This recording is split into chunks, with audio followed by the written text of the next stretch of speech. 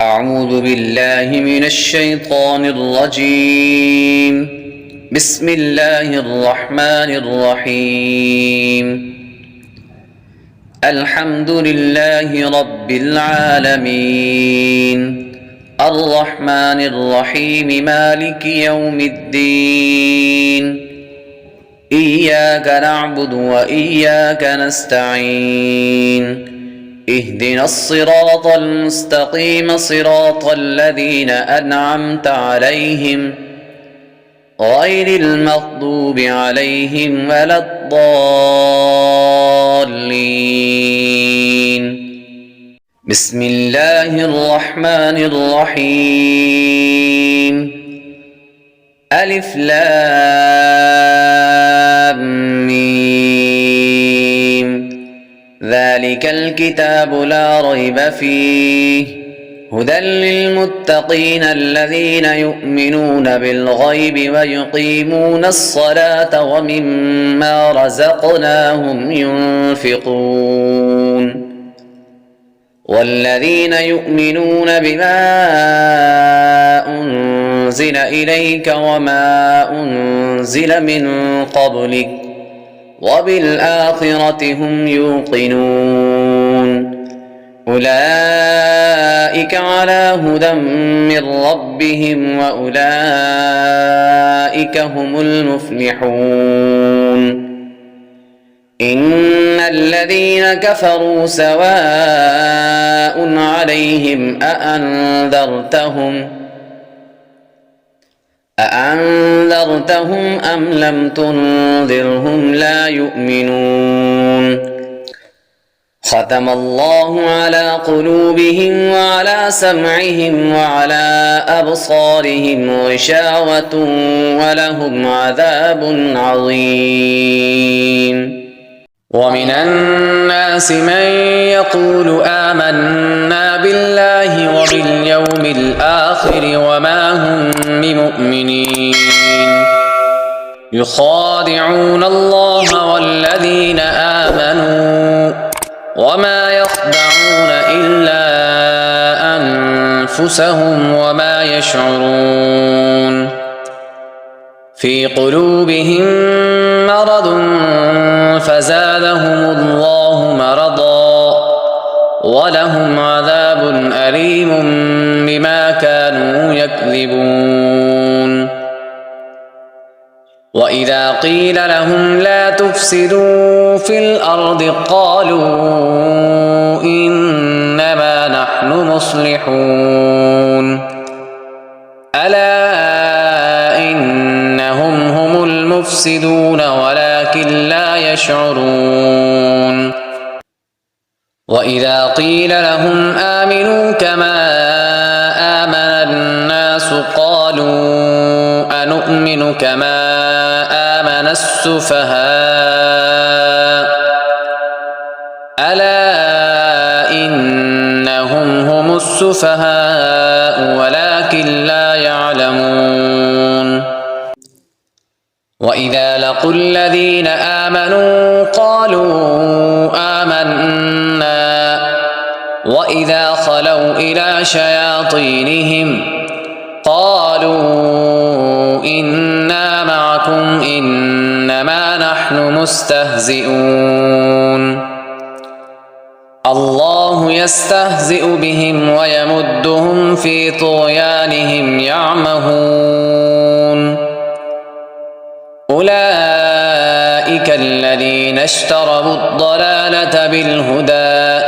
فما ربحت تجارتهم وما كانوا مهتدين. مثلهم كمثل الذي استوقد نارا فلما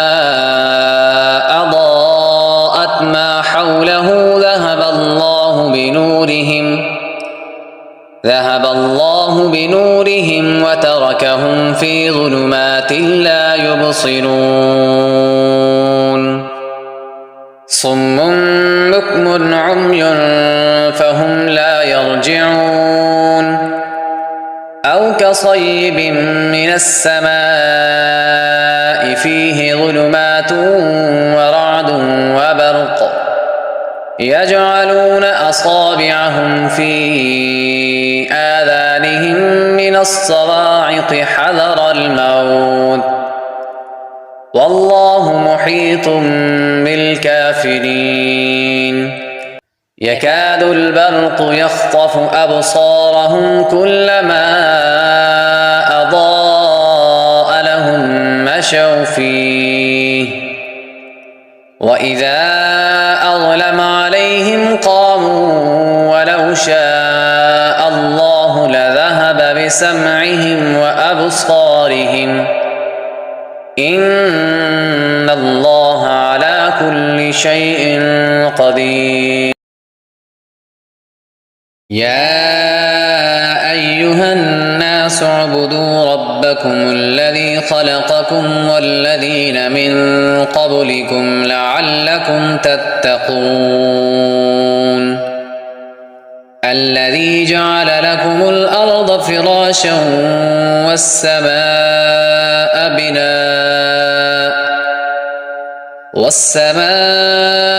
بناء وأنزل من السماء ماء فأخرج به من الثمرات رزقا لكم فلا تجعلوا لله أندادا وأنتم تعلمون وإن كنتم في ريب مما نزلنا على عبدنا فأتوا بسورة من مثله وادعوا شهداءكم من دون الله إن كنتم صادقين فإن لم تفعلوا ولن تفعلوا فاتقوا النار التي وقودها الناس والحجارة أعدت للكافرين وبشر الذين آمنوا وعملوا الصالحات أن لهم جنات تجري من تحتها الأنهار كلما رزقوا منها من ثمرة رزقا قالوا هذا الذي رزقنا من قبل وأتوا به متشابها ولهم فيها أزواج مطهرة وهم فيها خالدون إن الله لا يستحيي أن يضرب مثلا ما بعوضة فما فوقها فأما الذين آمنوا فيعلمون أنه الحق من ربهم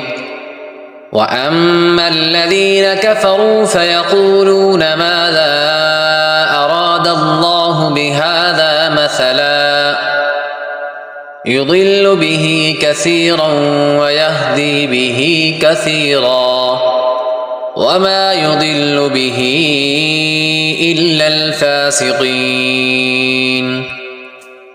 الذين ينقضون عهد الله من بعد ميثاقه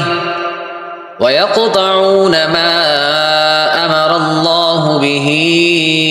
أن يوصل ويفسدون في الأرض أولئك هم الخاسرون كيف تكفرون بالله وكنتم أمواتا فأحياكم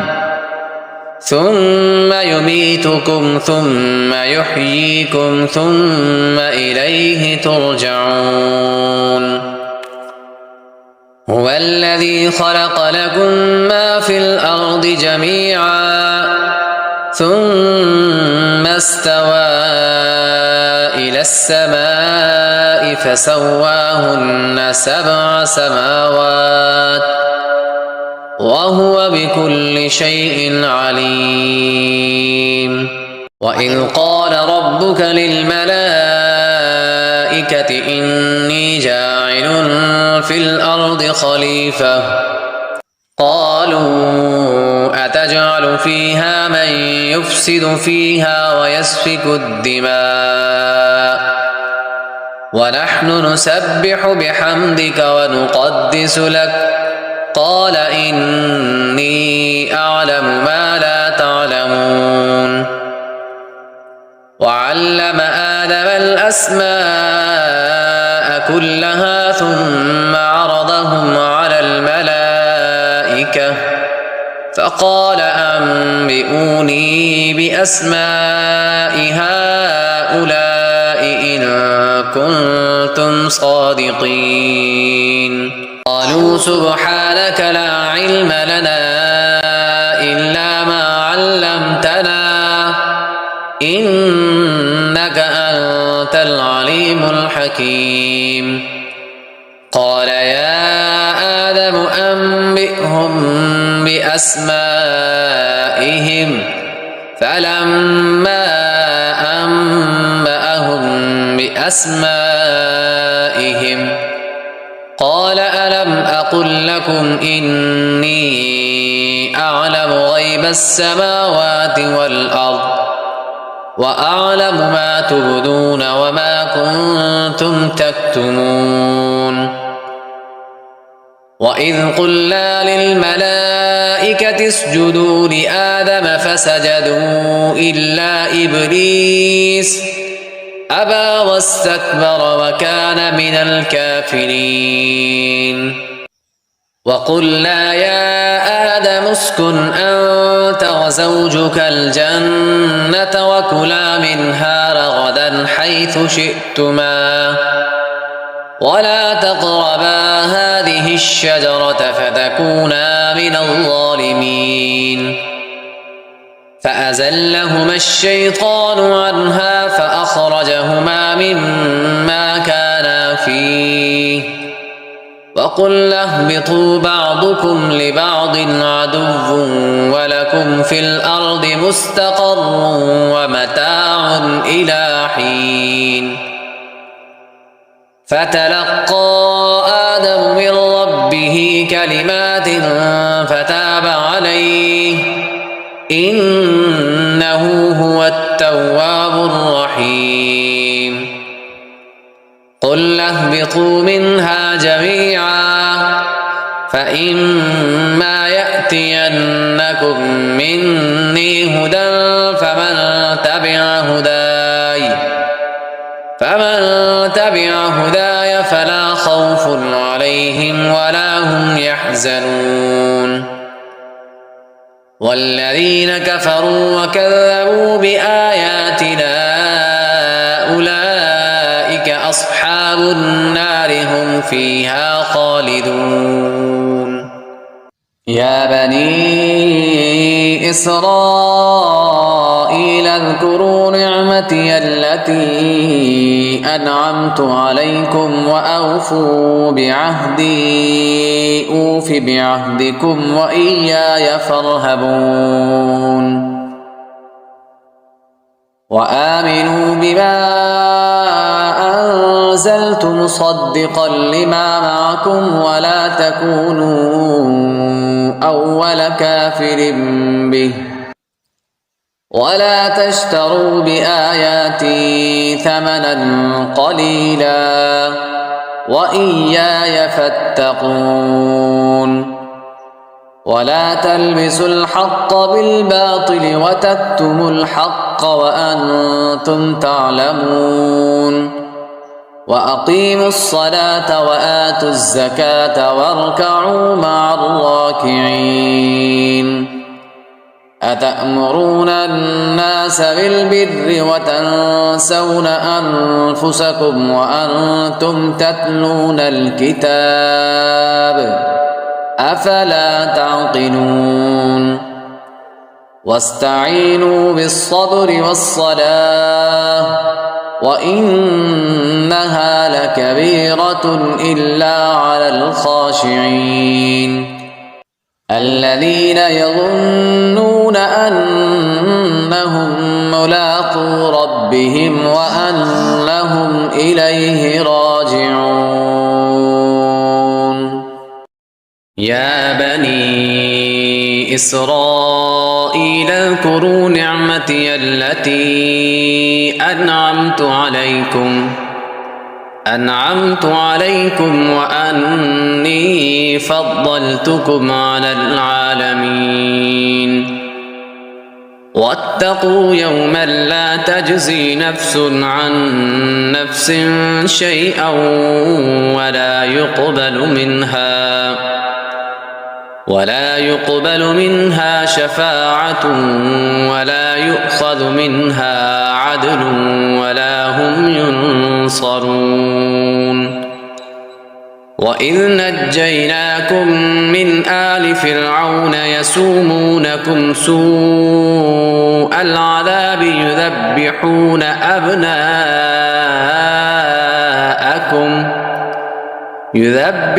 أبناءكم ويستحيون نساءكم وفي ذلكم بلاء من ربكم عظيم وإذ فرقنا بكم البحر فأنجيناكم وأغرقنا آل فرعون وأنتم تنظرون وإذ واعدنا موسى 40 ليلة ثم اتخذتم العجل من بعده وأنتم ظالمون ثم عفونا عنكم من بعد ذلك لعلكم تشكرون وإذ آتينا موسى الكتاب والفرقان لعلكم تهتدون وإذ قال موسى لقومه يا قوم إنكم ظلمتم أنفسكم باتخاذكم العجل فتوبوا إلى بارئكم فاقتلوا أنفسكم ذلكم خير لكم عند بارئكم فتاب عليكم إنه هو التواب الرحيم وإذ قلتم يا موسى لن نؤمن لك حتى نرى الله جهرة فأخذتكم الصاعقة وأنتم تنظرون ثم بعثناكم من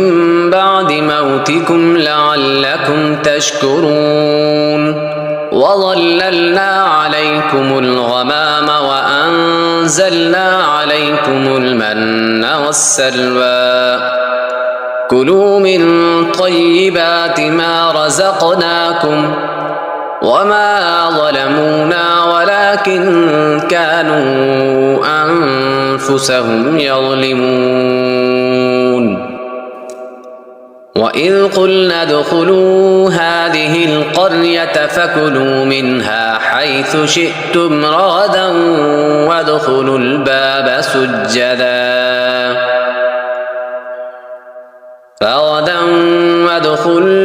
سجدا وقولوا حطة نغفر لكم خطاياكم وسنزيد المحسنين فبدل الذين ظلموا قولا غير الذي قيل لهم فأنزلنا على الذين ظلموا رجزا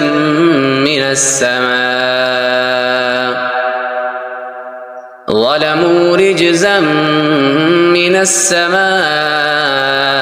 بما كانوا يفسقون وإذ استسقى موسى لقومه فقلنا اضرب بعصاك الحجر فانفجرت منه 12 عينا قد علم كل أناس مشربهم كلوا واشربوا من رزق الله ولا تعثوا في الأرض مفسدين وإذ قلتم يا موسى لن نصبر على طعام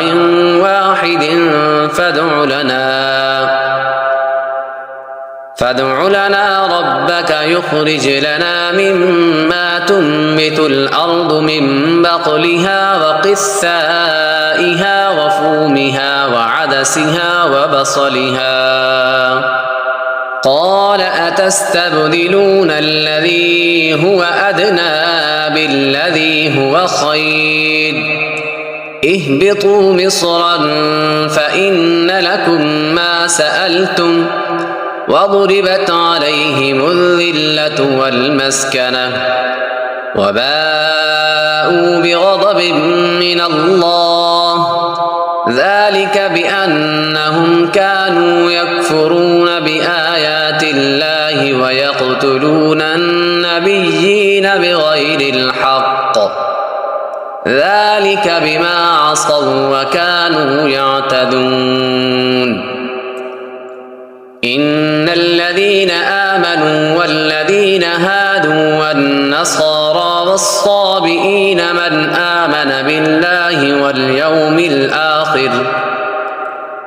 من آمن بالله واليوم الآخر وعمل صالحا فلهم أجرهم عند ربهم ولا خوف عليهم ولا هم يحزنون وإذ أخذنا ميثاقكم ورفعنا فوقكم الطور خذوا ما آتيناكم بقوة واذكروا ما فيه لعلكم تتقون ثم توليتم من بعد ذلك فلولا فضل الله عليكم ورحمته لكنتم من الخاسرين ولقد علمتم الذين اعتدوا منكم في السبت فقلنا لهم كونوا قردة خاسئين فجعلناها نكالا لما بين يديها وما خلفها وموعظة للمتقين وإذ قال موسى لقومه إن الله يأمركم أن تذبحوا بقرة قالوا أتتخذنا هزوا قال أعوذ بالله أن أكون من الجاهلين قال ادع لنا ربك يبين لنا ما هي قال إنه يقول إنها بقرة لا فارض ولا بكر عوان بين ذلك فافعلوا ما تؤمرون قالوا ادع لنا ربك يبين لنا ما لونها قال إنه يقول إنها بقرة صفراء فاقع لونها تسر الناظرين قالوا ادع لنا ربك يبين لنا ما هي إن البقرة تشابه علينا وإنا إن شاء الله لمهتدون قال إنه يقول إنها بقرة لا ذلول تثير الأرض ولا تسقي الحرث مسلمة لا شية فيها قالوا الآن جئت بالحق فذبحوها وما كادوا يفعلون وإذ قتلتم نفسا فادارأتم فيها والله مخرج ما كنتم تكتمون فقلنا اضربوه ببعضها كذلك يحيي الله الموتى ويريكم آياته لعلكم تعقلون ثم قست قلوبكم من بعد ذلك فهي كالحجارة أو أشد قسوة وإن من الحجارة لما يتفجر منه الأنهار وإن منها لما يشقق فيخرج منه الماء وإن منها لما يهبط من خشية الله وما الله بغافل عما تعملون أفتطمعون أن يؤمنوا لكم وقد كان فريق منهم يسمعون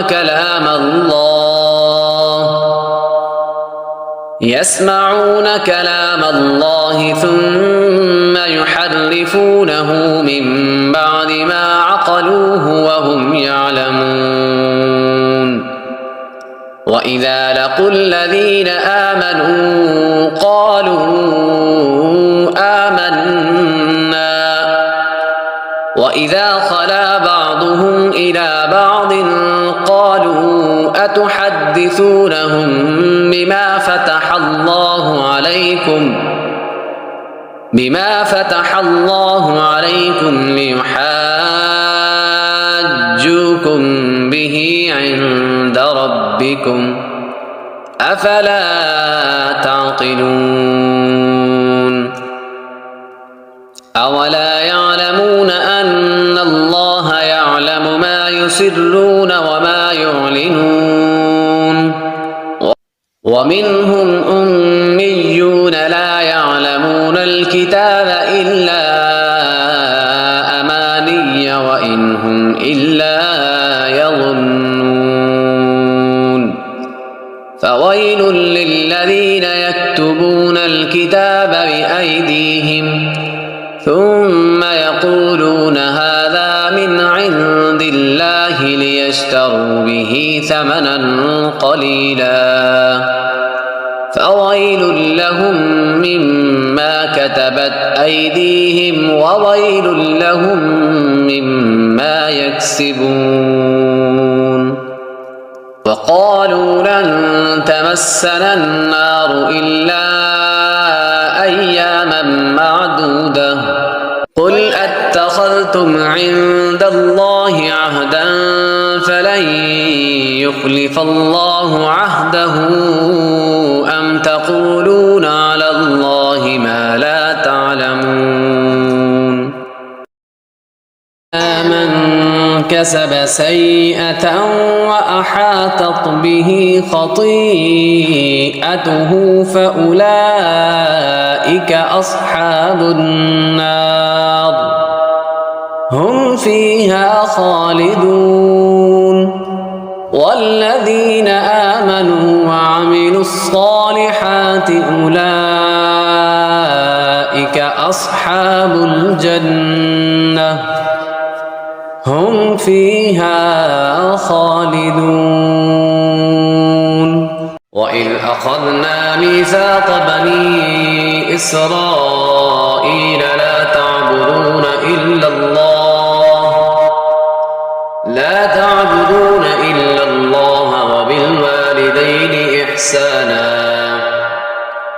وبالوالدين إحسانا وذي القربى واليتامى والمساكين وقولوا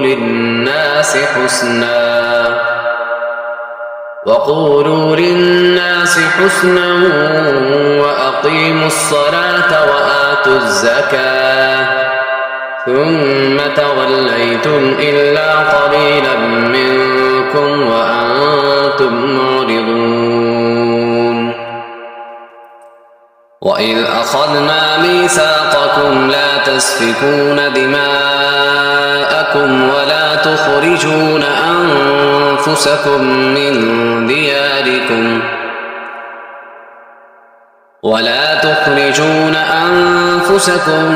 من دياركم ثم أقررتم وأنتم تشهدون ثم أنتم هؤلاء تقتلون أنفسكم وتخرجون فريقا منكم من ديارهم فريقا منكم من ديارهم تظاهرون عليهم بالإثم والعدوان وإن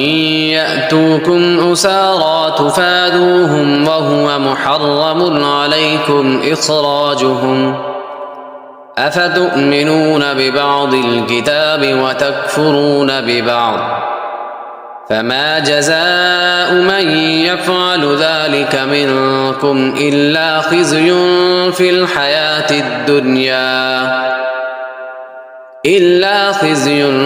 الحياة الدنيا ويوم القيامة يردون إلى أشد العذاب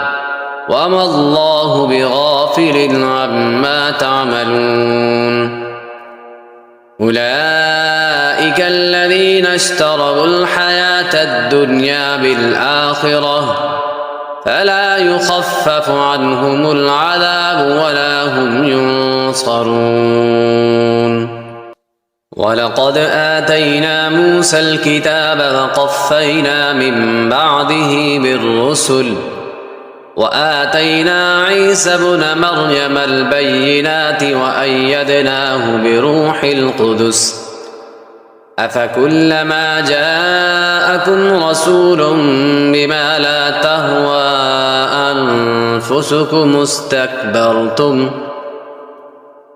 أنفسكم استكبرتم ففريقا كذبتم وفريقا تقتلون وقالوا قلوبنا غلف بل لعنهم الله بكفرهم فقليلا ما يؤمنون ولما جاءهم كتاب من عند الله مصدق لما معهم وكانوا من قبل يستفتحون على الذين كفروا فلما جاءهم ما عرفوا كفروا به فلعنة الله على الكافرين بئس ما اشتروا به أنفسهم أن يكفروا بما أنزل الله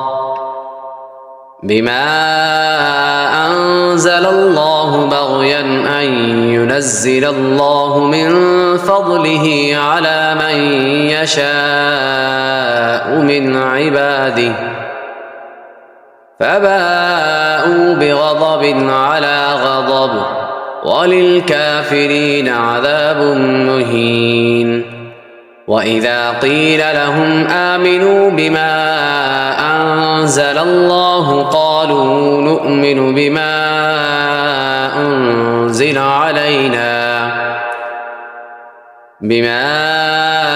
أنزل علينا ويكفرون بما وراءه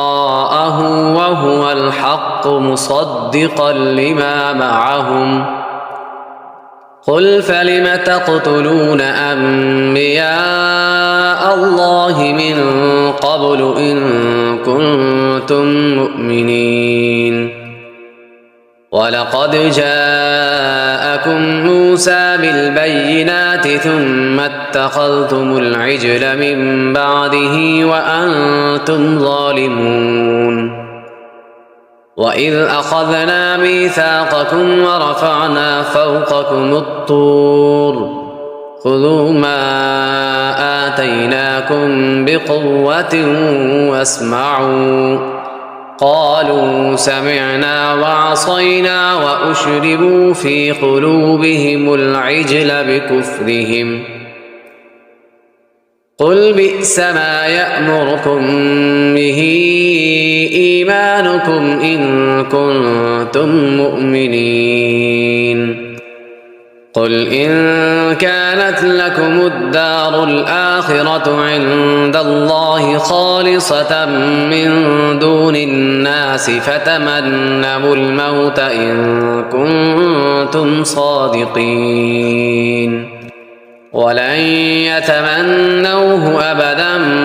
بما قدمت أيديهم والله عليم بالظالمين ولتجدنهم أحرص الناس على حياة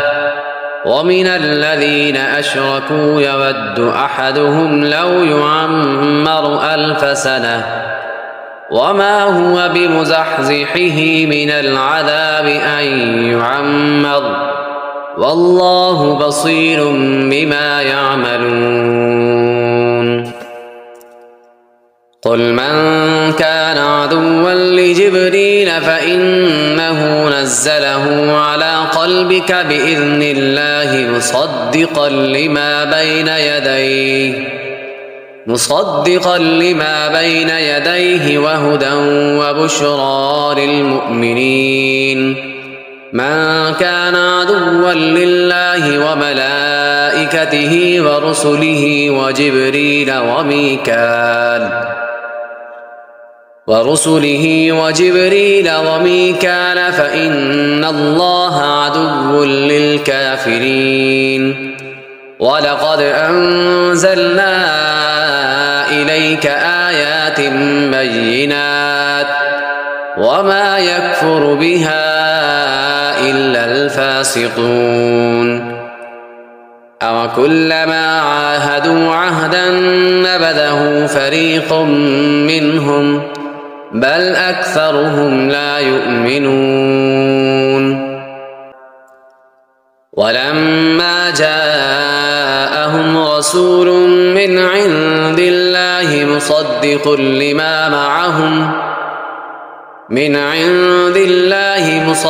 لما معهم نبذ فريق من الذين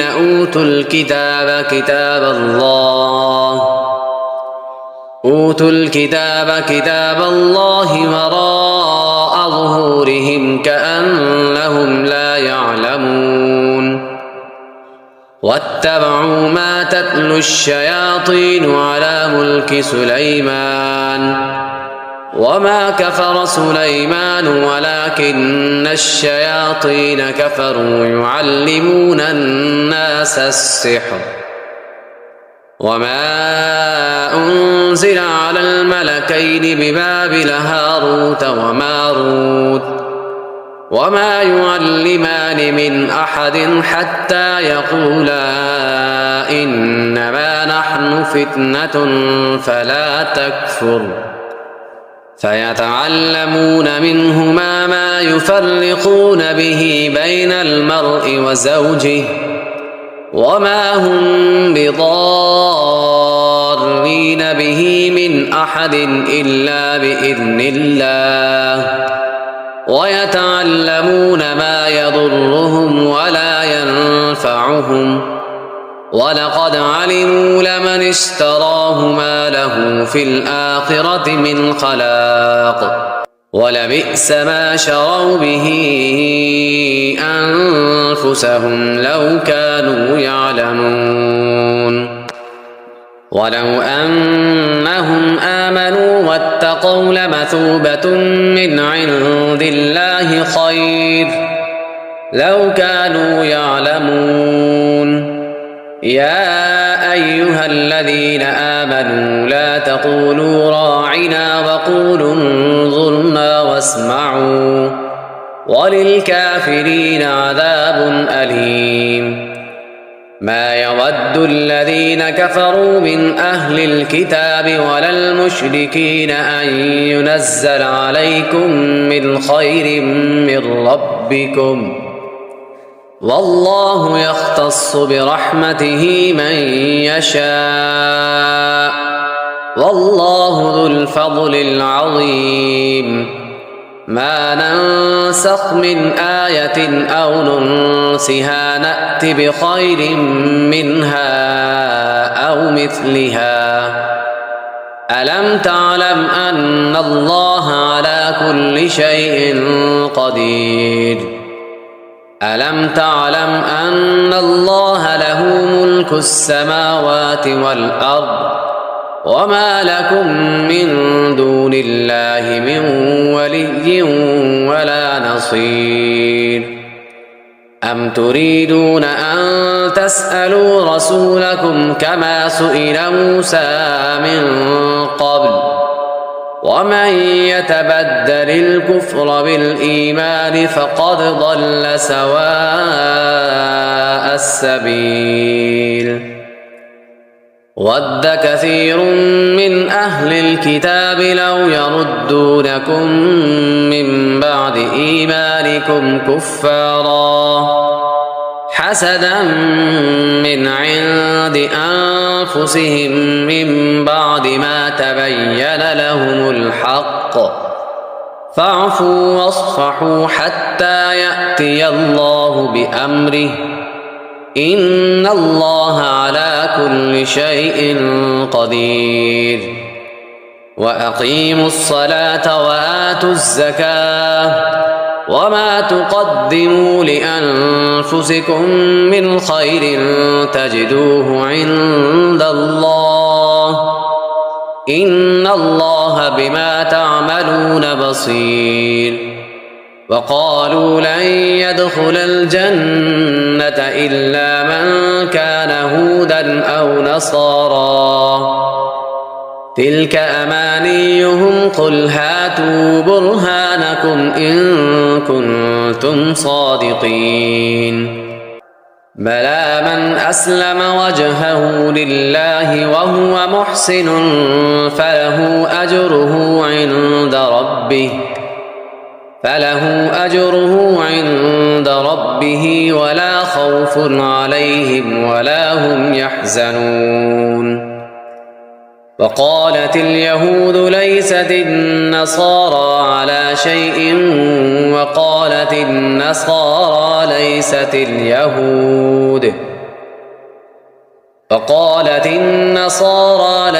اليهود على شيء وهم يتلون الكتاب كذلك قال الذين لا يعلمون مثل قولهم فالله يحكم بينهم يوم القيامة فيما كانوا فيه يختلفون ومن أظلم ممن منع مساجد الله أن يذكر فيها اسمه وسعى في خرابها أولئك ما كان لهم أن يدخلوها إلا خائفين لهم في الدنيا خزي ولهم في الآخرة عذاب عظيم ولله المشرق والمغرب فأينما تولوا فثم وجه الله إن الله واسع عليم وقالوا اتخذ الله ولدا سبحانه بل له ما في السماوات والأرض كل له قانتون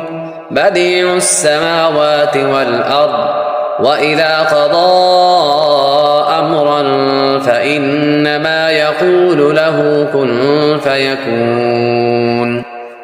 وقال الذين لا يعلمون لولا يكلمنا الله أو تأتينا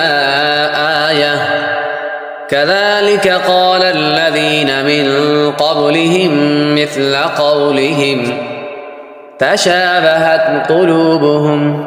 قد بينا الآيات لقوم يوقنون إنا أرسلناك بالحق بشيرا ونذيرا ولا تسأل عن أصحاب الجحيم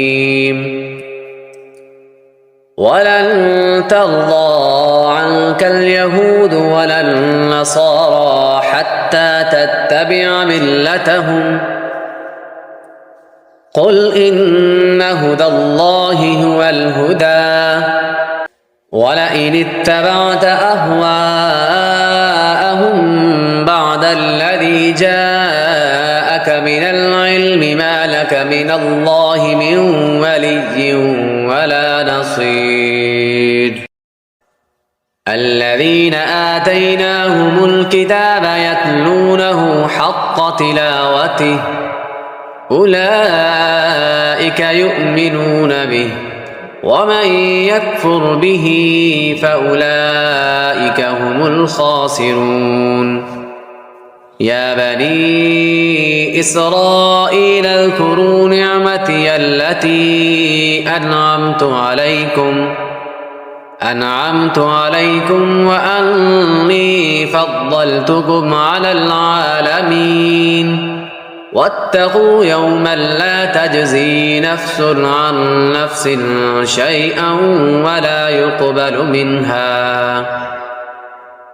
شيئا ولا يقبل منها عدل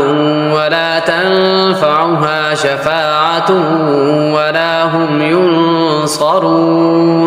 وإذ ابتلى إبراهيم ربه بكلمات فأتمهن قال إني جاعلك للناس إماما قال ومن ذريتي قال لا ينال عهد الظالمين وإذ جعلنا البيت مثابة للناس وأمنا واتخذوا من مقام إبراهيم مصلى وعهدنا إلى إبراهيم وإسماعيل أن طهرا بيتي للطائفين والعاكفين والركع السجود وإذ قال إبراهيم رب اجعل هذا بلدا آمنا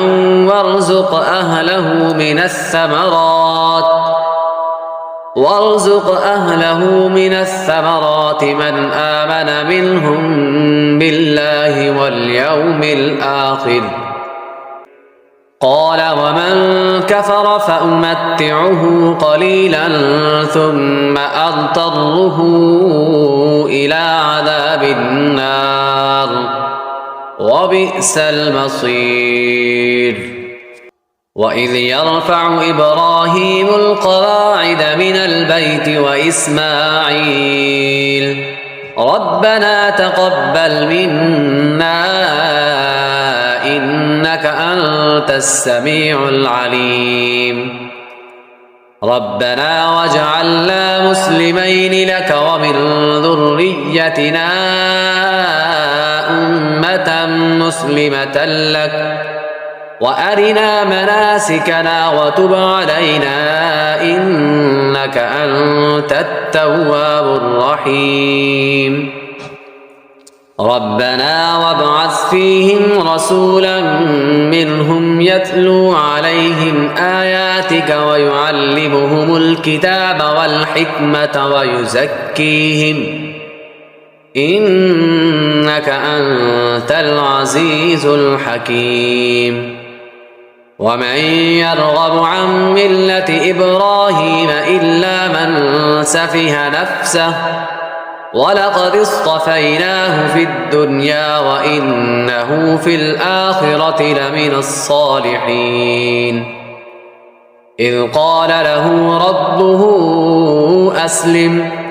قال أسلمت لرب العالمين ووصى بها إبراهيم بنيه ويعقوب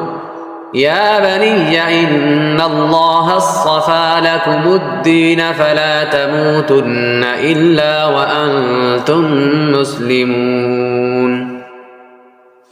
أم كنتم شهداء إذ حضر يعقوب الموت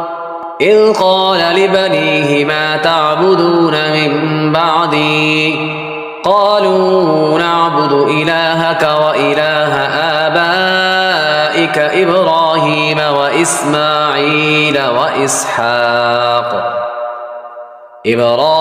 وإسماعيل وإسحاق إلها واحدا ونحن له مسلمون تلك أمة قد خلت لها ما كسبت ولكم ما كسبتم ولا تسألون عما كانوا يعملون وقالوا كونوا هودا أو نصارى تهتدوا قل بل ملة إبراهيم حنيفا وما كان من المشركين قولوا آمنا بالله وما أنزل إلينا وما أنزل إلى إبراهيم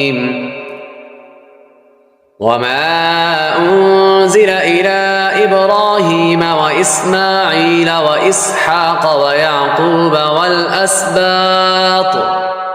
وإسحاق ويعقوب والأسباط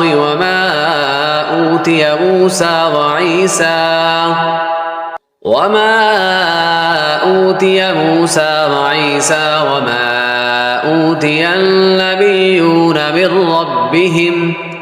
لا نفرق بين أحد منهم ونحن له مسلمون فإن آمنوا بمثل ما آمنتم به فقد اهتدوا وإن تولوا فإنما هم في شقاق فسيكفيكهم الله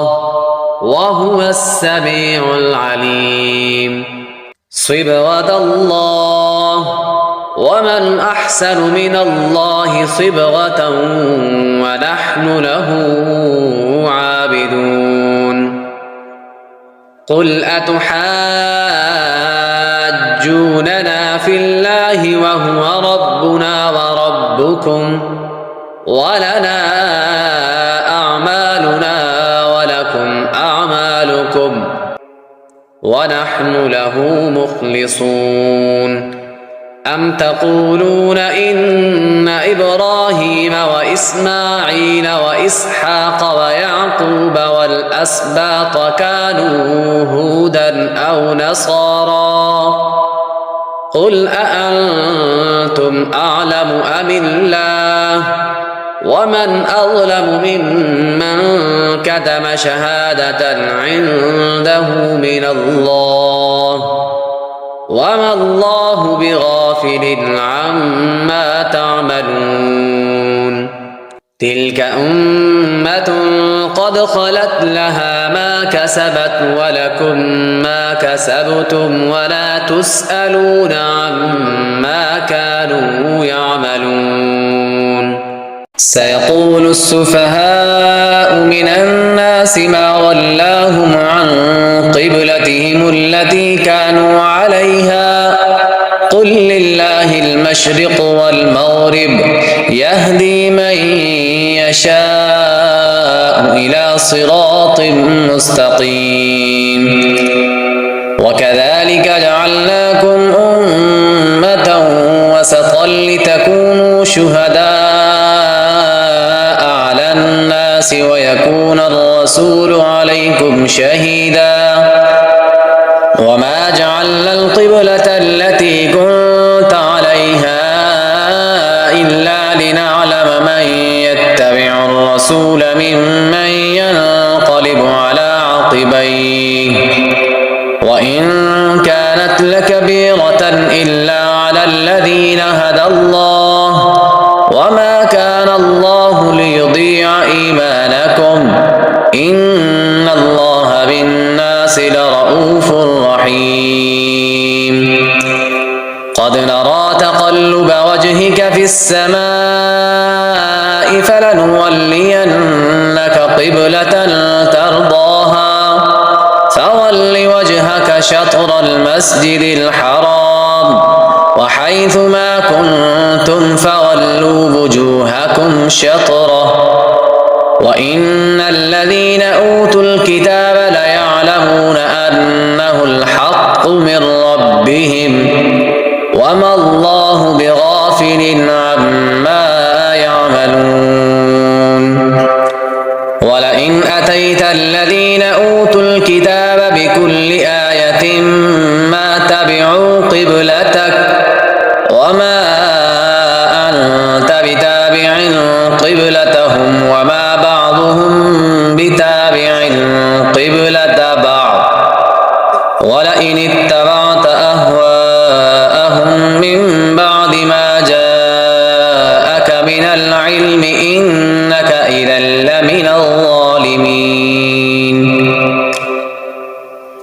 الذين آتيناهم الكتاب يعرفونه كما يعرفون أبناءهم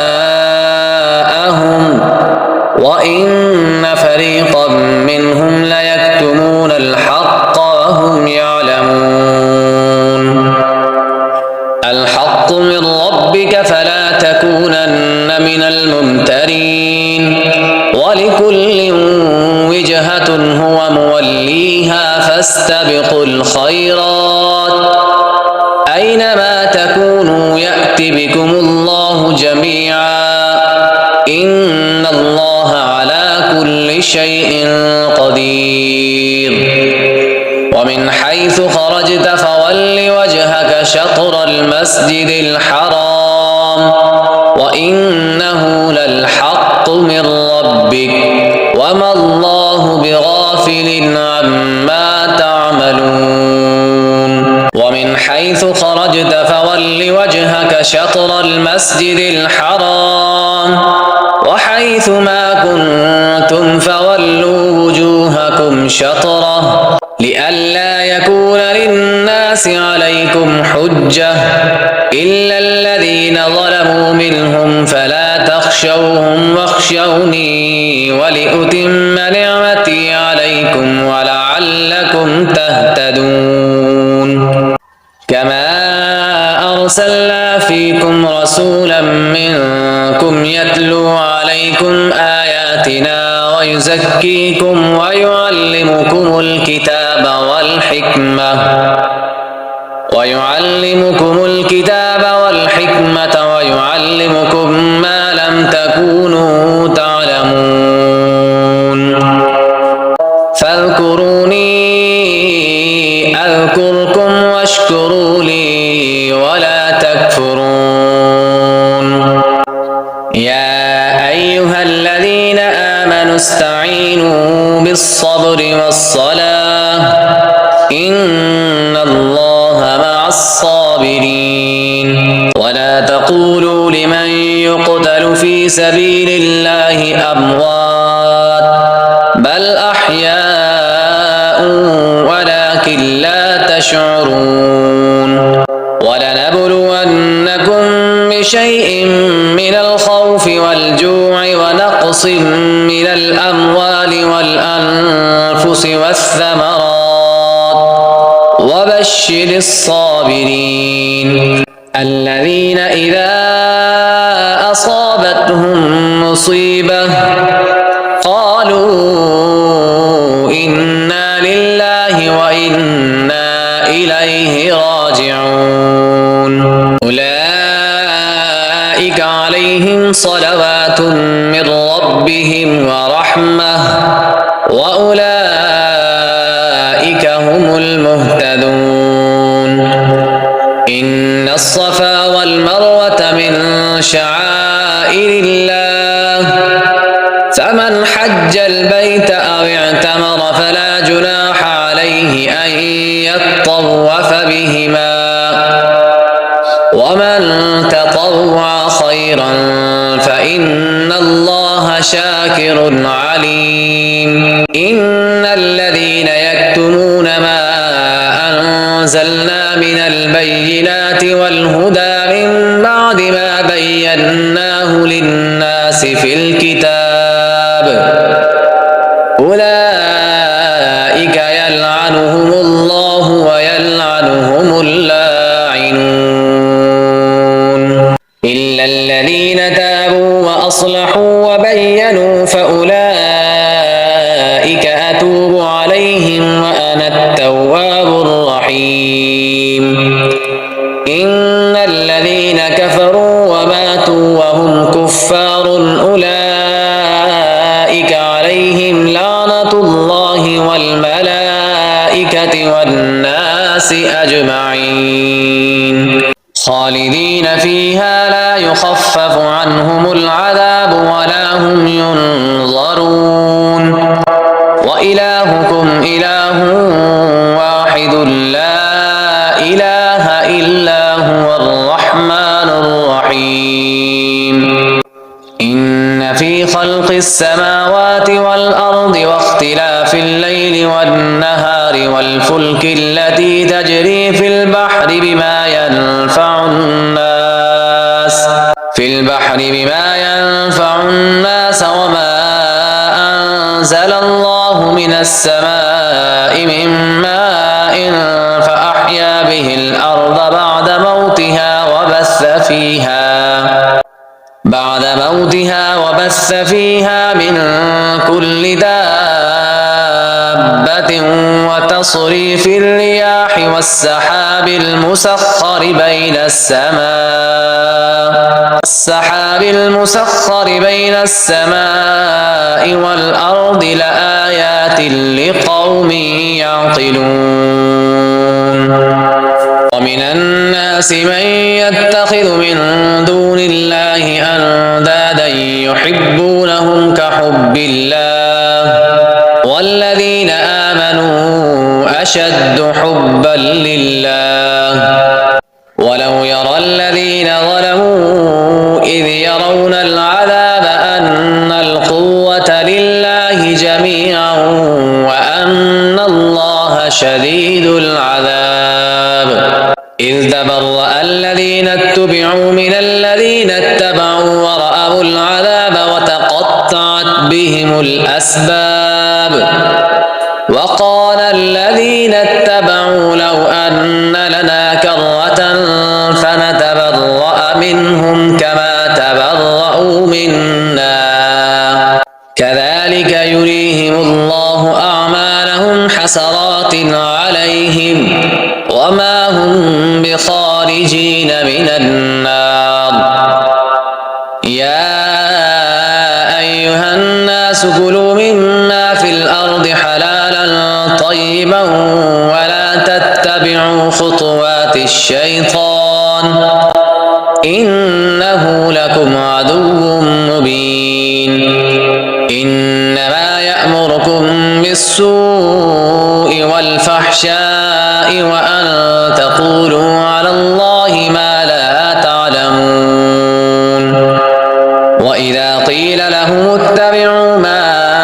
أنزل الله قالوا بل نتبع ما ألفينا عليه آباءنا أولو كان آباؤهم لا يعقلون شيئا ولا يهتدون ومثل الذين كفروا كمثل الذي ينعق بما لا يسمع إلا دعاء ونداء صم بكم عمي فهم لا يعقلون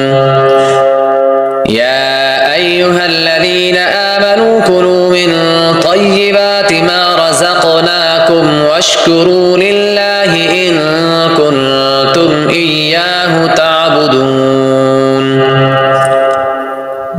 إنما حرم عليكم الميتة والدم ولحم الخنزير وما أهل به لغير الله فمن اضطر غير باغ ولا عاد فلا إثم عليه إن الله غفور رحيم إن الذين يكتمون ما أنزل الله من الكتاب ويشترون به ثمنا قليلا أولئك ما يأكلون في بطونهم إلا النار ولا يكلمهم الله يوم القيامة ولا يزكيهم ولهم عذاب أليم أولئك الذين اشتروا الضلالة بالهدى والعذاب بالمغفرة فما أصبرهم على النار ذلك بأن الله نزل الكتاب بالحق وإن الذين اختلفوا في الكتاب لفي شقاق بعيد ليس البر أن تولوا وجوهكم قبل المشرق والمغرب ولكن البر من آمن بالله واليوم الآخر والآخر والملائكة والكتاب والنبيين وآتى المال على حبه ذوي القربى واليتامى والمساكين وابن السبيل والسائلين وفي الرقاب وأقام الصلاة وآتى الزكاة والموفون بعهدهم إذا عاهدوا والصابرين في البأساء والضراء وحين البأس أولئك الذين صدقوا وأولئك هم المتقون.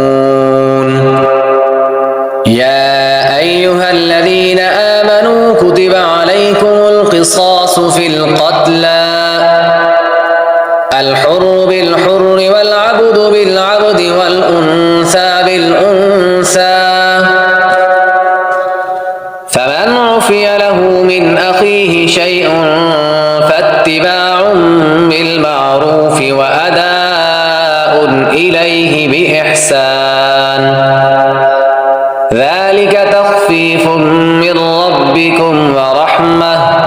فمن اعتدى بعد ذلك فله عذاب أليم. ولكم في القصاص حياة يا أولي الألباب لعلكم تتقون. كتب عليكم إذا حضر أحدكم الموت إن ترك خيرا الوصية للوالدين والأقربين بالمعروف حقا على المتقين. فمن بدله بعدما سمعه فإنما إثمه على الذين يبدلونه إن الله سميع عليم. فمن خاف من موص جنفا أو إثما فأصلح بينهم فلا إثم عليه إن الله غفور رحيم. يا أيها الذين آمنوا كتب عليكم الصيام كما كتب على الذين من قبلكم لعلكم تتقون أياما معدودات فمن كان منكم مريضا أو على سفر فعدة من أيام أخر وعلى الذين يطيقونه فدية طعام مسكين فمن تطوع خيرا فهو خير له وأن تصوموا خير لكم إن كنتم تعلمون. شهر رمضان الذي أنزل فيه القرآن هدى للناس وبينات من الهدى والفرقان فمن شهد منكم الشهر فليصم ومن كان مريضا أو على سفر فعدة من أيام أخر يريد الله بكم اليسر ولا يريد بكم العسر ولتكملوا العدة ولتكبروا الله على ما هداكم ولعلكم تشكرون. وإذا سألك عبادي عني فإني قريب أجيب دعوة الداع إذا دعاني فليستجيبوا لي وليؤمنوا بي لعلهم يرشدون. أحل لكم ليلة الصيام الرفث إلى نسائكم هن لباس لكم وأنتم لباس لهم علم الله أنكم كنتم تختانون أنفسكم فتاب عليكم وعفى عنكم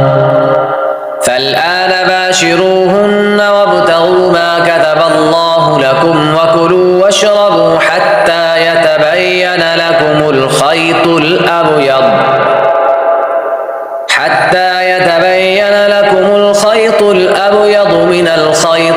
الأسود من الفجر ثم أتموا الصيام إلى الليل ولا تباشروهن وأنتم عاكفون في المساجد تلك حدود الله فلا تقربوها كذلك يبين الله آياته للناس لعلهم يتقون ولا تأكلوا أموالكم بينكم بالباطل وتدلوا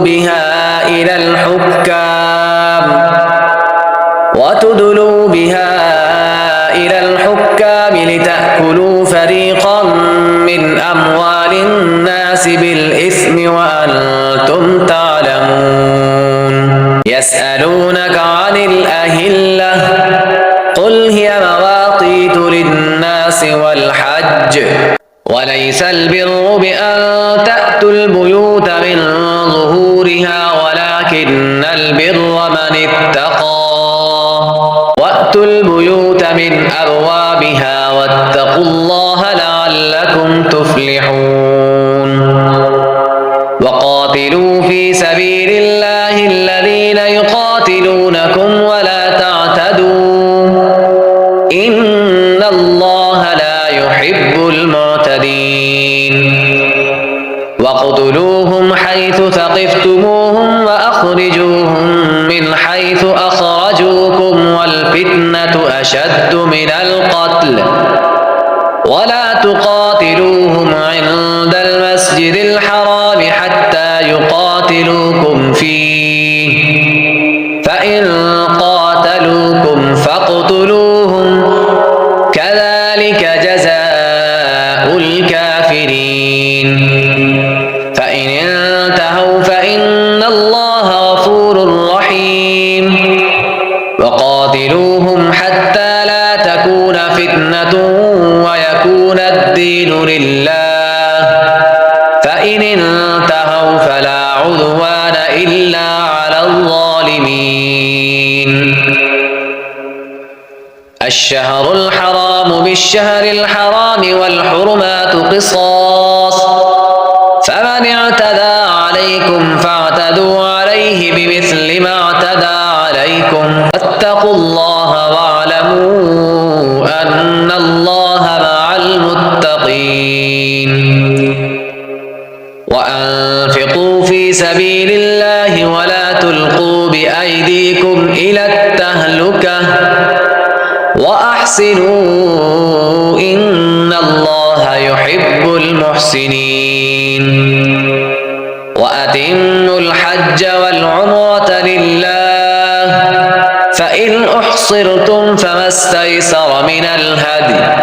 ولا تحلقوا رؤوسكم حتى يبلغ الهدي محله فمن كان منكم مريضا أو به أذى من رأسه ففدية من صيام أو صدقة أو نسك فإذا أمنتم فمن تمتع بالعمرة إلى الحج فما استيسر من الهدي فمن لم يجد فصيام 3 أيام في الحج و7 إذا رجعتم تلك 10 كاملة ذلك لمن لم يكن أهله حاضر المسجد الحرام واتقوا الله واعلموا أن الله شديد العقاب الحج أشهر معلومات فمن فرض فيهن الحج فلا رفث ولا فسوق ولا جدال في الحج وما تفعلوا من خير يعلمه الله وتزودوا فإن خير الزاد التقوى واتقون يا أولي الألباب ليس عليكم جناح أن تبتغوا فضلا من ربكم فإذا أفضتم من عرفات فاذكروا الله عند المشعر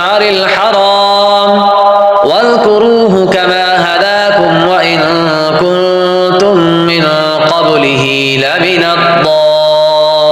الضالين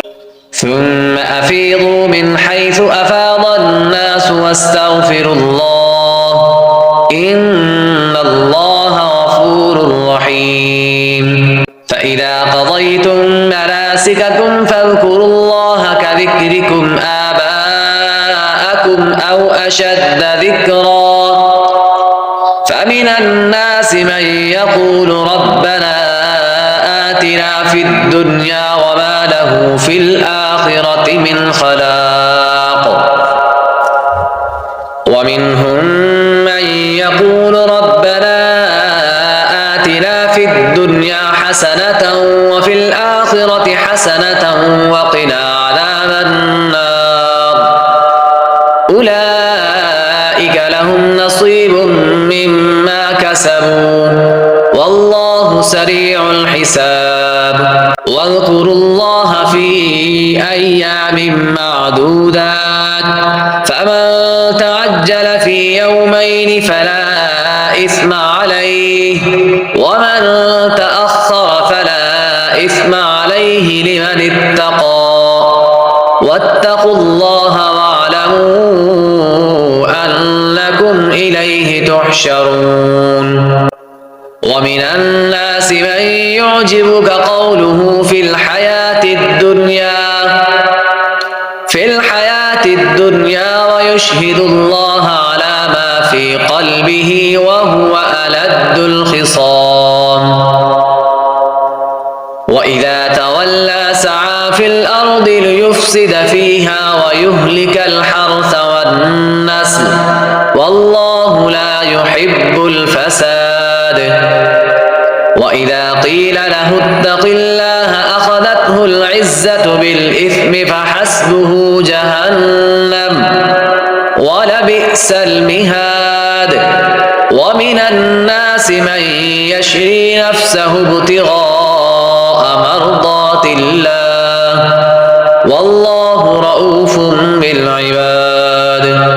يا أيها الذين آمنوا ادخلوا في السلم كافة ولا تتبعوا خطوات الشيطان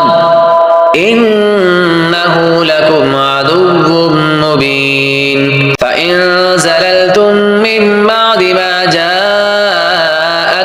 البينات فاعلموا أن الله عزيز حكيم هل ينظرون إلا أن يأتيهم الله في ظلل من الغمام والملائكة وقضي الأمر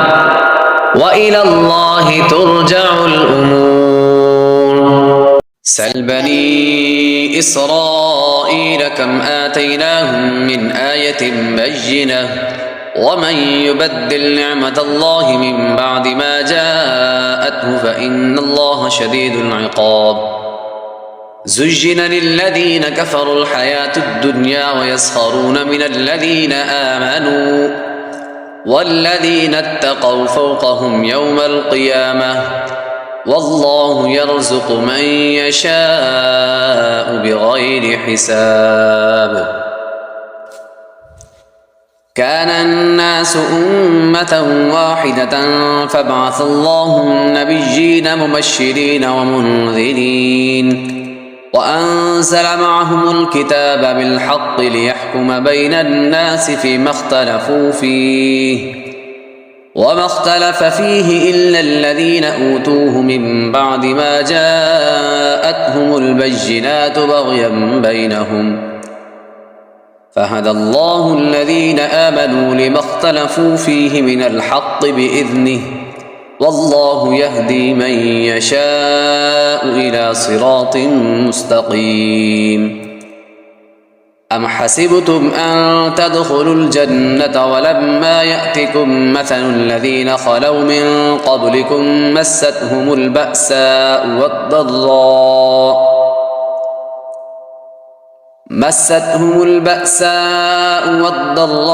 وزلزلوا حتى يقول الرسول والذين آمنوا معه متى نصر الله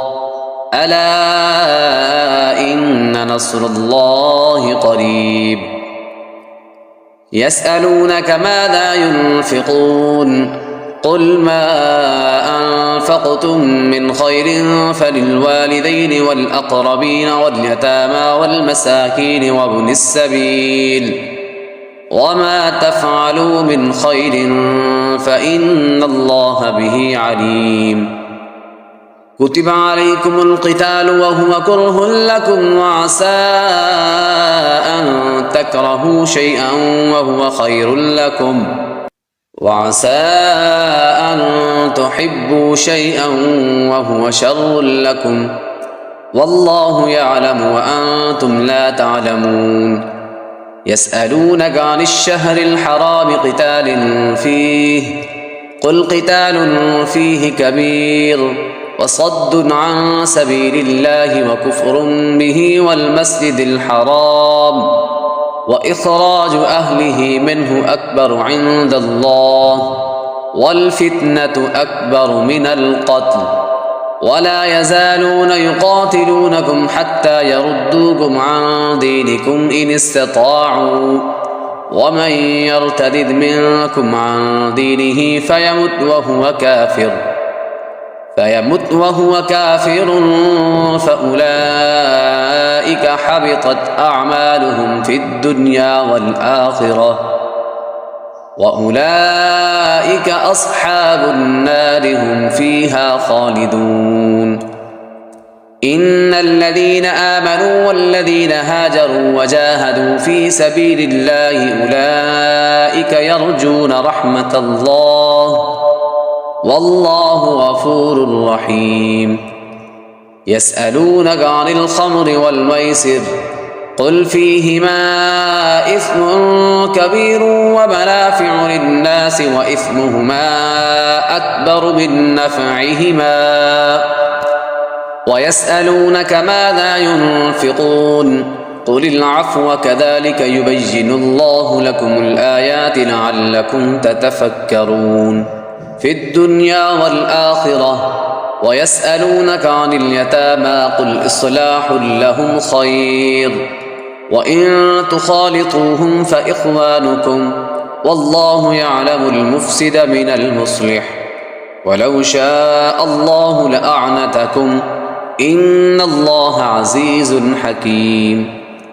ولا تنكحوا المشركات حتى يؤمنوا ولأمة مؤمنة خير من مشركة ولو أعجبتكم ولا تنكحوا المشركين حتى يؤمنوا ولعبد مؤمن خير من مشرك ولو أعجبكم أولئك يدعون إلى النار والله يدعو إلى الجنة والمغفرة بإذنه ويبين آياته للناس لعلهم يتذكرون ويسألونك عن المحيض قل هو أذى فاعتزلوا النساء في المحيض ولا تقربوهن حتى يطهرن فإذا تطهرن فأتوهن من حيث أمركم الله إن الله يحب التوابين ويحب المتطهرين نساؤكم حرث لكم فأتوا حرثكم أنى شئتم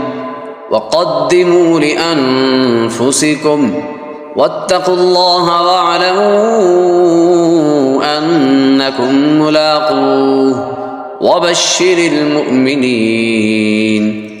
ولا تجعلوا الله عرضة لأيمانكم أن تبروا وتتقوا وتصلحوا بين الناس والله سميع عليم لا يؤاخذكم الله باللغو في أيمانكم ولكن يؤاخذكم بما كسبت قلوبكم والله غفور حليم للذين يؤلون من نسائهم تربص 4 أشهر فإن فاءوا فإن الله غفور رحيم وإن عزموا الطلاق فإن الله سميع عليم. والمطلقات يتربصن بأنفسهن 3 قروء ولا يحل لهن أن يكتمن ما خلق الله في أرحامهن إن كن يؤمن بالله واليوم الآخر وبعولتهن أحق بردهن في ذلك إن أرادوا إصلاحا ولهن مثل الذي عليهن بالمعروف وللرجال عليهن درجة والله عزيز حكيم. الطلاق مرتان فإمساك بمعروف أو تسريح بإحسان ولا يحل لكم أن تأخذوا مما آتيتموهن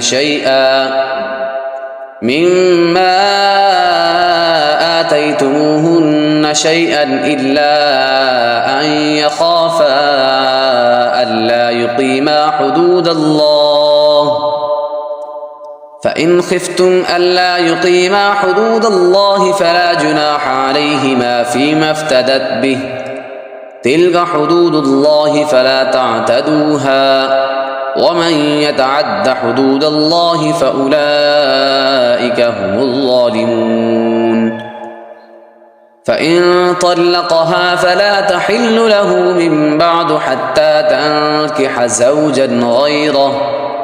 فإن طلقها فلا جناح عليهما أن يتراجعا إن ظنا أن يقيما حدود الله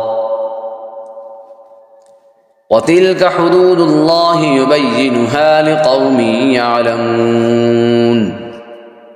وإذا طلقتم النساء فبلغن أجلهن فأمسكوهن بمعروف أو سرحوهن بمعروف ولا تمسكوهن ضرارا لتعتدوا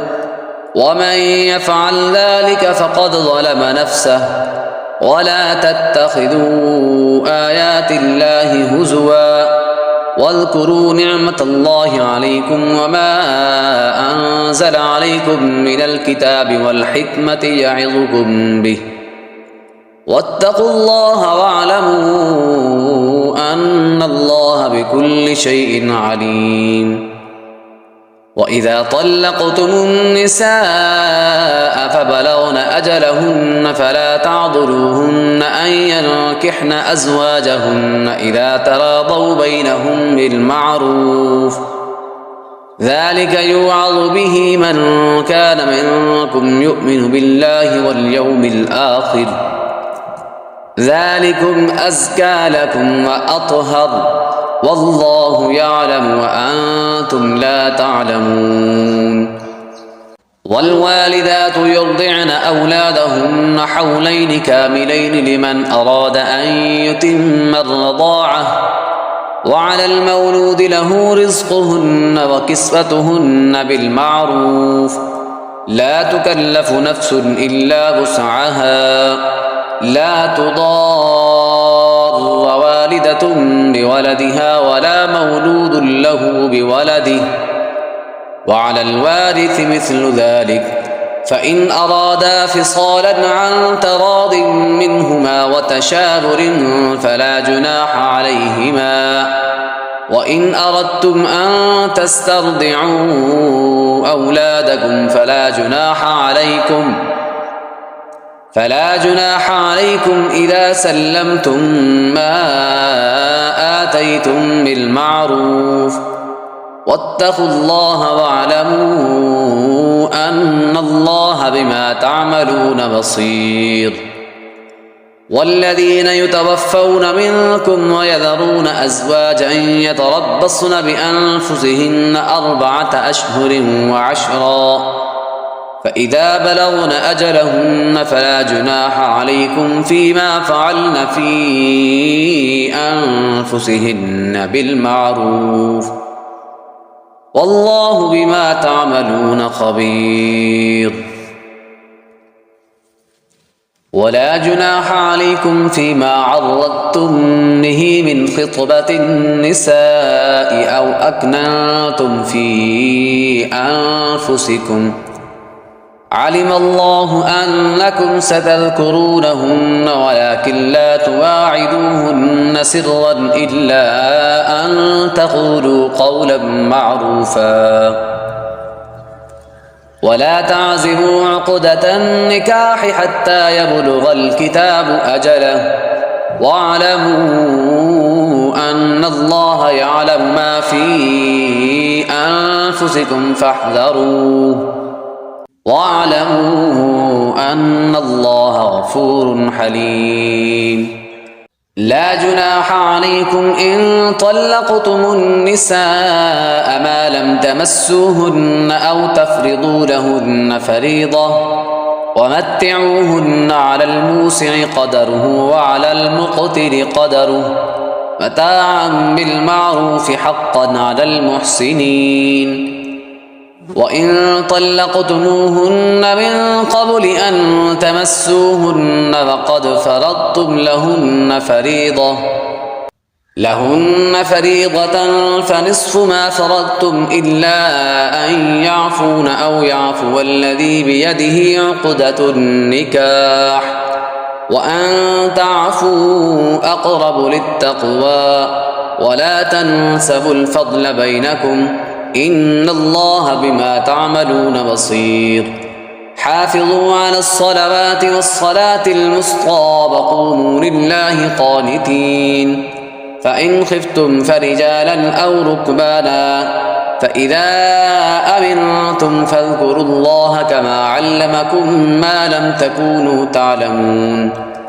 والذين يتوفون منكم ويذرون أزواجا وصية لأزواجهم متاعا إلى الحول غير إخراج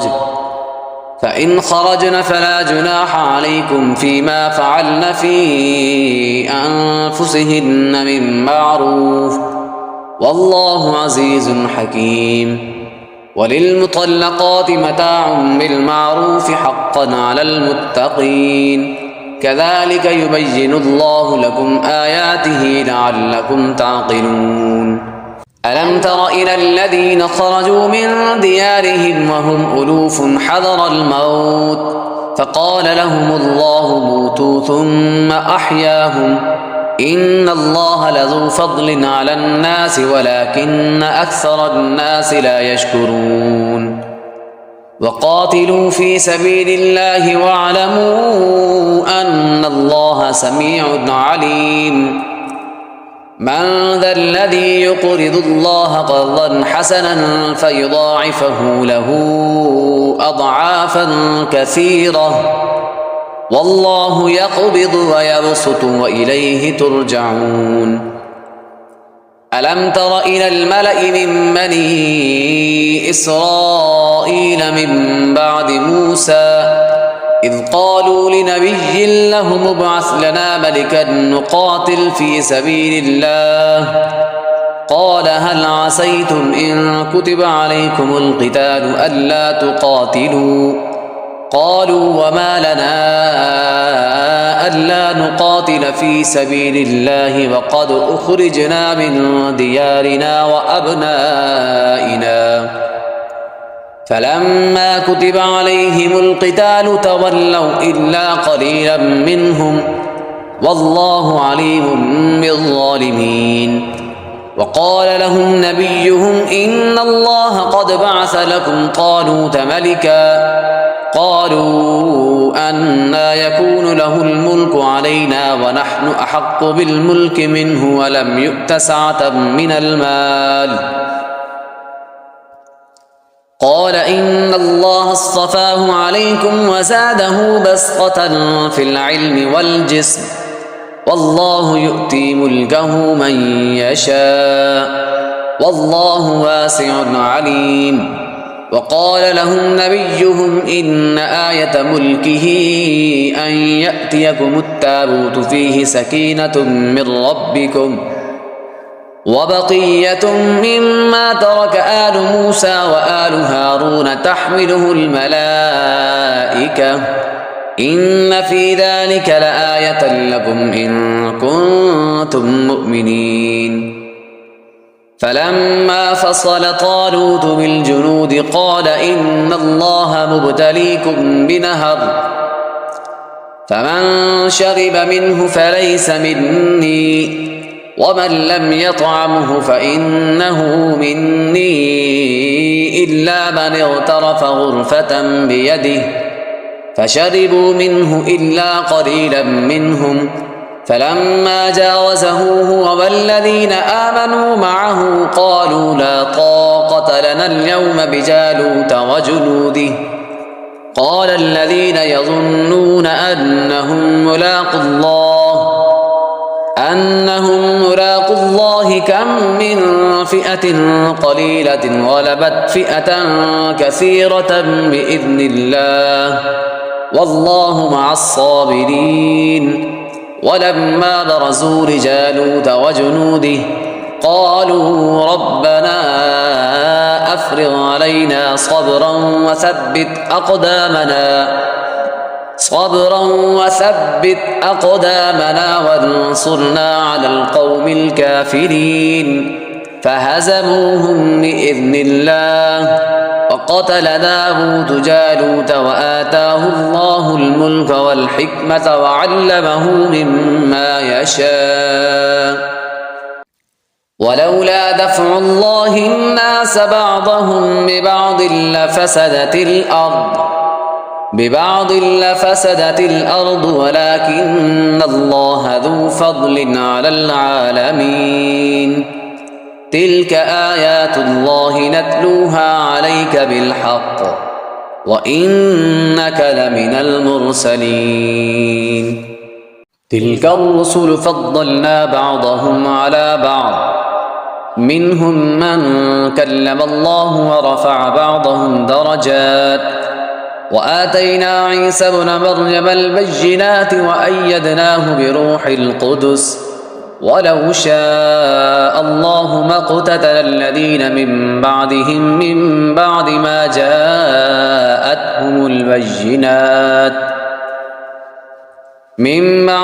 جاءتهم البينات ولكن اختلفوا فمنهم من آمن ومنهم من كفر ولو شاء الله ما اقتتلوا ولكن الله يفعل ما يريد يا أيها الذين آمنوا أنفقوا مما رزقناكم من قبل أن يأتي يوم لا بيع فيه ولا خلة ولا شفاعة والكافرون هم الظالمون الله لا إله إلا هو الحي القيوم لا تأخذه سنة ولا نوم له ما في السماوات وما في الأرض من ذا الذي يشفع عنده إلا بإذنه يعلم ما بين أيديهم وما خلفهم ولا يحيطون بشيء من علمه إلا بما شاء وسع كرسيه السماوات والأرض ولا يؤوده حفظهما وهو العلي العظيم لا إكراه في الدين قد تبين الرشد من الغي فمن يكفر بالطاغوت ويؤمن بالله فقد استمسك بالعروة الوثقى لا انفصام لها والله سميع عليم الله ولي الذين آمنوا يخرجهم من الظلمات إلى النور والذين كفروا أولياؤهم الطاغوت يخرجونهم من النور إلى الظلمات أولئك أصحاب النار هم فيها خالدون ألم تر إلى الذي حاج إبراهيم في ربه أن آتاه الله الملك إذ قال إبراهيم ربي الذي يحيي ويميت قال أنا أحيي وأميت قال إبراهيم فإن الله يأتي بالشمس من المشرق فأت بها من المغرب فبهت الذي كفر والله لا يهدي القوم الظالمين أو كالذي مر على قرية وهي خاوية على عروشها قال أنى يحيي هذه الله بعد موتها فأماته الله 100 عام ثم بعثه قال كم لبثت قال لبثت يوما أو بعض يوم قال بل لبثت 100 عام فانظر إلى طعامك وشرابك لم يتسنه وانظر إلى حمارك ولنجعلك آية للناس وانظر إلى العظام كيف ننشزها ثم نكسوها لحما فلما تبين له قال أعلم أن الله على كل شيء قدير وإذ قال إبراهيم رب أرني كيف تحيي الموتى قال أولم تؤمن قال بلى ولكن ليطمئن قلبي قال فخذ 4 من الطير فصرهن إليك ثم اجعل على كل جبل منهن جزءا ثم ادعهن يأتينك سعيا واعلم أن الله عزيز حكيم مثل الذين ينفقون أموالهم في سبيل الله كمثل حبة أنبتت 7 سنابل في كل سنبلة 100 حبة والله يضاعف لمن يشاء والله واسع عليم الذين ينفقون أموالهم في سبيل الله ثم لا يتبعون ما أنفقوا منا ولا أذى لهم أجرهم عند ربهم ولا خوف عليهم ولا هم يحزنون قول معروف ومغفرة خير من صدقة يتبعها أذى والله غني حليم يا أيها الذين آمنوا لا تبطلوا صدقاتكم بالمن والأذى كالذي ينفق ماله رئاء الناس ولا يؤمن بالله واليوم الآخر فمثله كمثل صفوان عليه تراب فأصابه وابل فتركه صلدا لا يقدرون على شيء مما كسبوا والله لا يهدي القوم الكافرين ومثل الذين ينفقون أموالهم ابتغاء مرضات الله وتثبيتا من أنفسهم كمثل جنة بربوة أصابها وابل فآتت أكلها ضعفين فإن لم يصبها وابل فطل والله بما تعملون بصير أيود أحدكم أن تكون له جنة من نخيل وأعناب تجري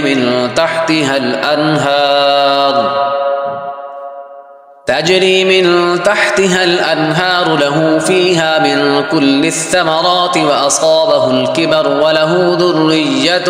ضعفاء فأصابها إعصار فيه نار فاحترقت كذلك يبين الله لكم الآيات لعلكم تتفكرون يا أيها الذين آمنوا أنفقوا من طيبات ما كسبتم ومما أخرجنا لكم من الأرض ولا تيمموا الخبيث منه تنفقون ولستم بآخذيه إلا أن تغمضوا فيه واعلموا أن الله غني حميد. الشيطان يعدكم الفقر ويأمركم بالفحشاء والله يعدكم مغفرة منه وفضلا والله واسع عليم. يؤتي الحكمة من يشاء ومن يؤت الحكمة فقد أوتي خيرا كثيرا وما يذكر إلا أولو الألباب. وما أنفقتم من نفقة أو نذرتم من نذر فإن الله يعلمه وما للظالمين من أنصار. إن تبدوا الصدقات فنعما هي وإن تخفوها وتؤتوها الفقراء فهو خير لكم ويكفر عنكم من سيئاتكم والله بما تعملون خبير. ليس عليك هداهم ولكن الله يهدي من يشاء وما تنفقوا من خير فلأنفسكم وما تنفقون إلا ابتغاء وجه الله وما تنفقوا من خير يوفى إليكم وأنتم لا تظلمون. للفقراء الذين أحصروا في سبيل الله لا يستطيعون ضربا في الأرض يحسبهم الجاهل أغنياء من التعفف تعرفهم بسيماهم لا يسألون الناس إلحافا وما تنفقوا من خير فإن الله به عليم. الذين ينفقون أموالهم بالليل والنهار سرا وعلانية فلهم أجرهم عند ربهم ولا خوف عليهم ولا هم يحزنون. الذين يأكلون الربا لا يقومون إلا كما يقوم الذي يتخبطه الشيطان من المس ذلك بأنهم قالوا إنما البيع مثل الربا وأحل الله البيع وحرم الربا فمن جاءه موعظة من ربه فانتهى فله ما سلف وأمره إلى الله ومن عاد فأولئك أصحاب النار هم فيها خالدون. يمحق الله الربا ويربي الصدقات والله لا يحب كل كفار أثيم. إن الذين آمنوا وعملوا الصالحات وأقاموا الصلاة وآتوا الزكاة لهم أجرهم عند ربهم ولا خوف عليهم ولا هم يحزنون. يا أيها الذين آمنوا اتقوا الله وذروا ما بقي من الربا إن كنتم مؤمنين فإن لم تفعلوا فأذنوا بحرب من الله ورسوله وإن تبتم فلكم رؤوس أموالكم لا تظلمون ولا تظلمون وإن كان ذو عسرة فنظرة إلى ميسرة وأن تصدقوا خير لكم إن كنتم تعلمون. واتقوا يوما ترجعون فيه إلى الله ثم توفى كل نفس ما كسبت وهم لا يظلمون. يا أيها الذين آمنوا إذا تداينتم بدين إلى أجل مسمى فاكتبوه وليكتب بينكم كاتب بالعدل ولا يأب كاتب أن يكتب كما علمه الله فليكتب وليملل الذي عليه الحق وليتق الله ربه عليه الحق وليتق الله ربه ولا يبخس منه شيئا فإن كان الذي عليه الحق سفيها أو ضعيفا أو لا يستطيع أن يمل هو فليملل وليه بالعدل واستشهدوا شهيدين من رجالكم فإن لم يكونا رجلين فرجل وامرأتان ممن ترضون من الشهداء أن تضل إحداهما فتذكر إحداهما الأخرى ولا يأبى الشهداء إذا ما دعوا ولا تسأموا أن تكتبوه صغيرا أو كبيرا إلى أجله ذلكم أقسط عند الله وأقوم للشهادة وأدنى ألا ترتابوا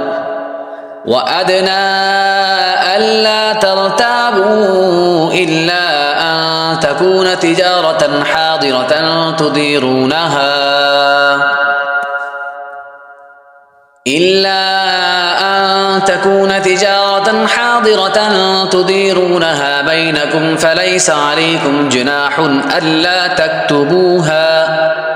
وأشهدوا إذا تبايعتم ولا يضار كاتب ولا شهيد وإن تفعلوا فإنه فسوق بكم واتقوا الله ويعلمكم الله والله بكل شيء عليم وإن كنتم على سفر ولم تجدوا كاتبا فرهان مقبوضة فإن أمن بعضكم بعضا فليؤدي الذي اؤتمن أمانته وليتق الله ربه ولا تكتموا الشهادة ومن يكتمها فإنه آثم قلبه والله بما تعملون عليم لله ما في السماوات وما في الأرض وإن تبدوا ما في أنفسكم أو تخفوه يحاسبكم به الله فيغفر لمن يشاء ويعذب من يشاء والله على كل شيء قدير آمن الرسول بما أنزل إليه من ربه والمؤمنون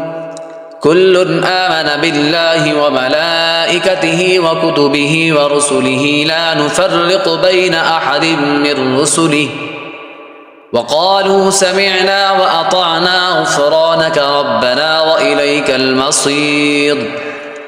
لا يكلف الله نفسا إلا وسعها لها ما كسبت وعليها ما اكتسبت ربنا لا تؤاخذنا